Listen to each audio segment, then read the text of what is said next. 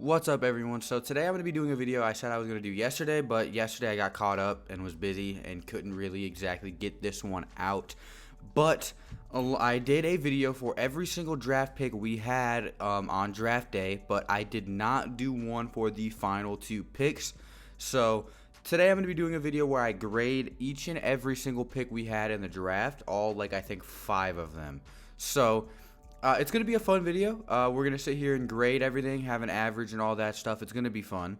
But yeah, let's get into it. Now, before I sit here and explain and grade everyone, I just wanted everyone to say that, I just wanted to say that the Saints had a fantastic draft this year. That front office really seems to know what they're doing. They make under-the-radar, impressive moves, seemingly every single year, and I never have anything to complain about. So shout out to the Saints drafting team. You're doing great. Head coaching staff, GM, everybody, you guys are doing fantastic.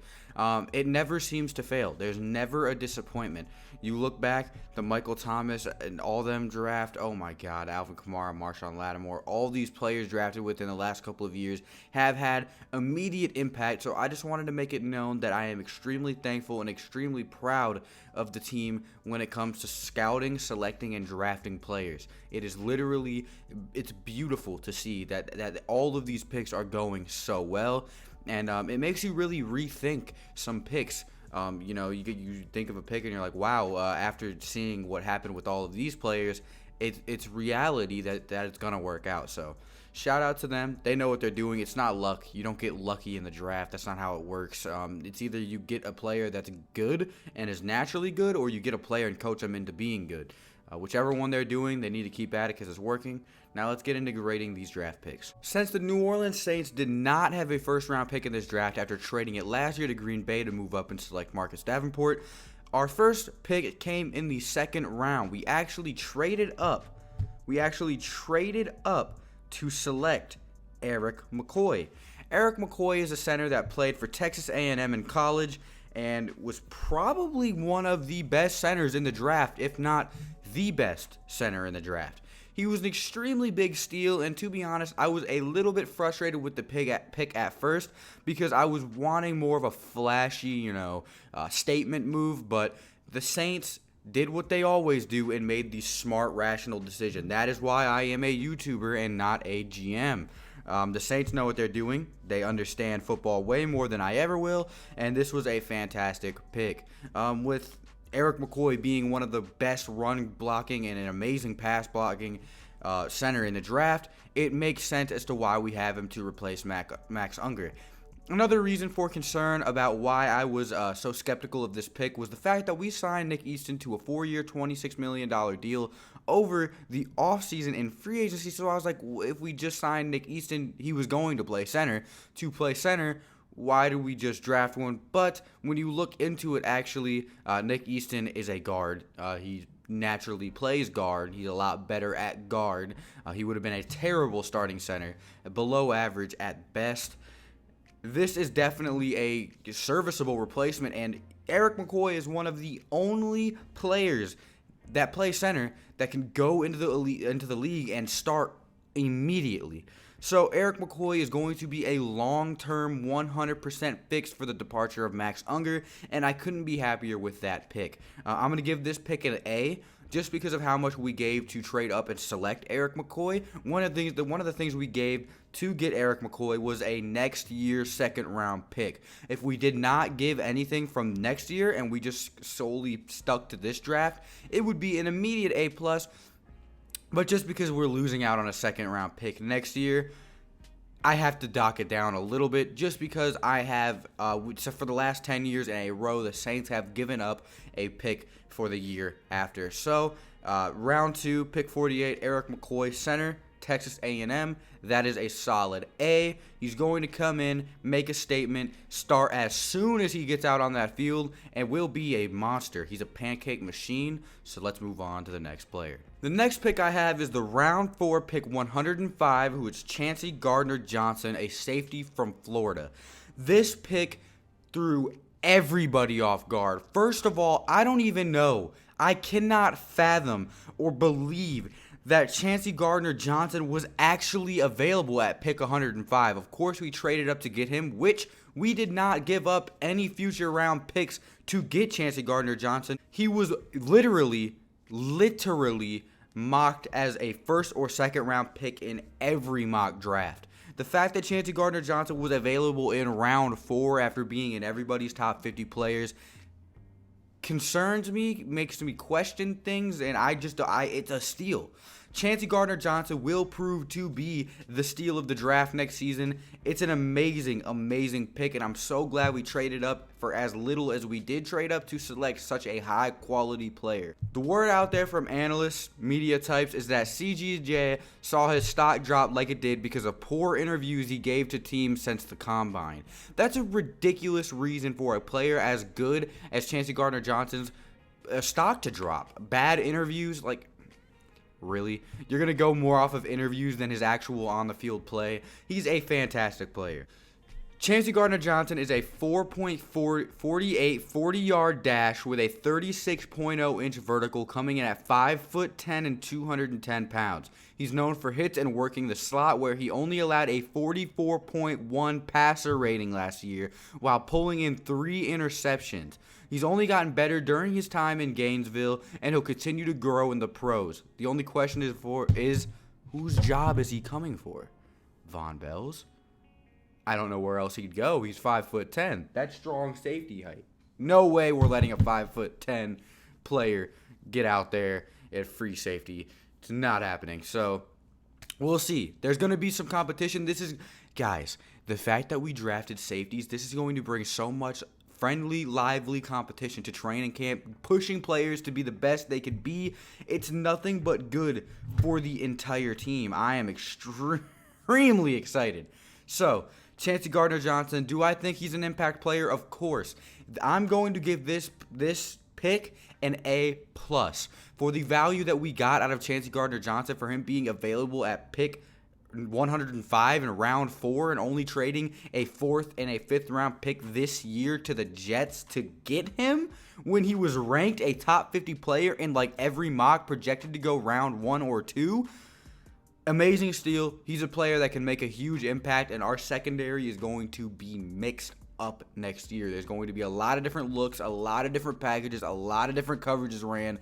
Pay attention to the New Orleans Saints secondary, because I'm telling you, it's going to be ridiculous. In round 6 with pick 177, the Saints selected Sequan Hampton, who is a safety out of Rutgers. I think everybody that is a Saints fan that saw this pick when it happened was extremely confused. It's a odd pick that nobody expected to happen because of the fact that we did not need a safety whatsoever. Listen, we drafted Sequan Hampton because of the best player, the best player rule. He was the best player on the draft, even though he was ranked 220, I believe, and we picked him at 177. He was assumingly the best player that the Saints saw on the board, so they decided to select him.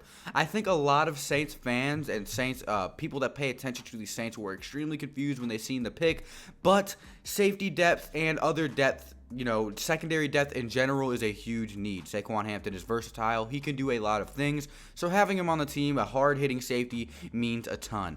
He can add a lot of depth, and you know how Super Bowl winning teams are built. They have depth. Football is a next man up sport. They need legitimate depth to support them. If they don't have that, then they're going to fly. If someone gets hurt, it's all over. So drafting another player to sit behind Marcus Williams, Von Bell, Chauncey Gardner-Johnson, whatever happens there, he might even somehow knock off a starting spot. Who knows?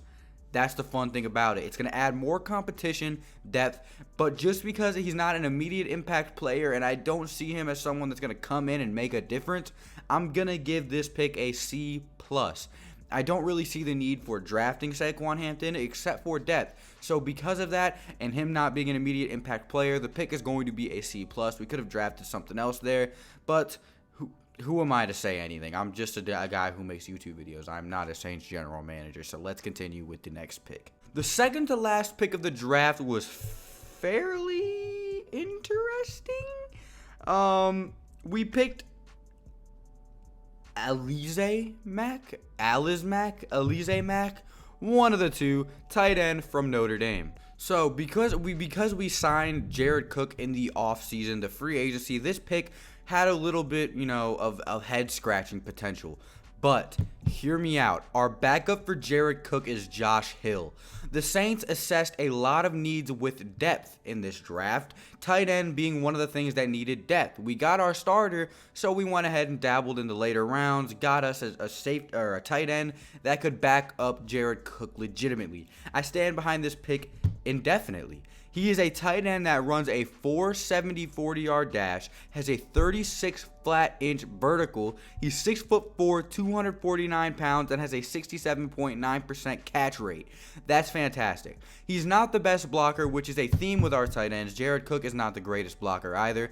We have two, kind of receiving tight ends. It's gonna add a bit of mix and match into, a lot of two tight end sets. There's a lot of things we can do with this. Sean Payton is going and drafting versatile weapons for the offense, it seems. He's trying to get the offense as unpredictable and versatile as he can, because that's kind of how the Saints work. That's what we do. So drafting a tight end to, throw things out and, mix things up a bit is a great idea, especially with a late round pick, because you're not really losing anything here. Best player, the best player available at this point. There was no one else we really needed to draft or any more needs we needed to assess but tight end, the backup tight end. We ended up addressing receiver. That could have been something we could have addressed here, but we got little Jordan Humphreys, a undrafted free agent. I'll be making a whole video on undrafted free agents in the future, probably later this week. But for Elise, I'm going to give him a grade of a B-. I wasn't really feeling the pick at first, but I do think that it's going to add a lot of depth treatment. It's going to, throw around some two tight end sets, some things that the Saints need to look out for, some defenses need to look out for, and I can't give everything an A+, so I'm going to have to bite down low a little bit on this one and give it a B-. Now, the final pick of the New Orleans Saints 2019 NFL Draft was in round 7, pick 244, Kaden Ellis, a linebacker out of Idaho. I love this pick. If you watch Kaden Ellis highlights, he is a hard-hitting, ball-hawking, extremely fast, versatile, everything you want in a linebacker, and more. Sean Payton said he wanted to take the Taysom Hill approach with this. Not really. He kind of just, said a little bit about Kaden Ellis playing tight end sometime. He wants him to do a bunch of things on the field. Think Taysom Hill. He's going to be an extremely versatile player who does a bunch of different things on the offense, defense, whatever, wherever he gets put. He's going to have a role on the team. He's going to. Kaden Ellis is an amazing pick, and I loved it so much. There's a new breed of linebacker coming into the game now, more like big safeties. They're leaner and faster, and at 6'3", 240 pounds, Kaden Ellis is not that. In fact, if you want to compare him to someone, compare him to, the same stature as Brian Urlacher. Does that mean he's going to be Brian Urlacher? I don't think so. Kaden Ellis clocked a 4.58 40-yard dash in the combine. That is exactly what we need. I think our linebacking core is set, but for a player who can go out and do more versatile things, he can catch the ball. In college, he had some receptions and some touchdowns and a couple hundred yards. He's a player that we can go out and make the team scratch their heads with.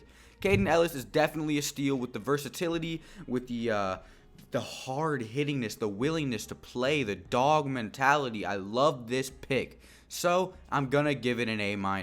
I love the Kaden Ellis pick, but with it being a 7th round pick, I don't think he's going to make a big impact, but I do think Sean Payton is going to use him in, some little wizardry ways. There's going to be ways that we didn't expect him to use that he's going to use. So I think that pick was a fantastic thing. I think this whole draft has been a fantastic draft. So now let's go ahead and get the average. So when you add all that up and divide it, you get about 90. That's an A- draft. A, whatever.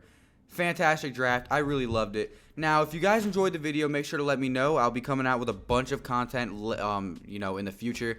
I really appreciate you guys clicking on the video. Subscribe, or go ahead and subscribe if you enjoyed it, all that stuff, and I'll see you guys in the next one. Adios.